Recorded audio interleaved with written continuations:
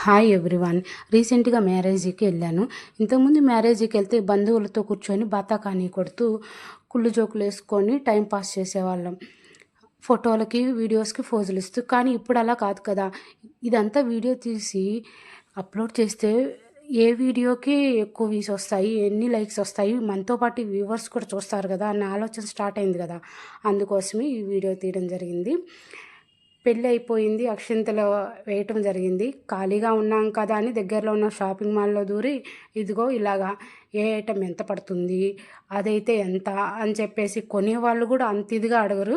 ప్రత్యేకంగా దీని రేట్లెంత అని. వాళ్ళు విసుక్కొచ్చినా పర్లేదని చెప్పేసి అడుగుతూ ఉంటాము. అలా కాళ్ళకి, కళ్ళకి రెండిటికి పని చెప్పేసి, మనసు తృప్తి పడిద్దనమాట అవన్నీ అడుగుతూ ఉంటే, చూస్తా ఉంటే కళ్ళతో. అలా చేసేసి కొంచెం సేపు ఆ ఏసీ షోరూముల్లో టైం పాస్ చేసేసి బయటకొచ్చేసాము. ఇదిగో మనసంతా హాయ్ చెప్తున్నారు మీకు. Bye everyone.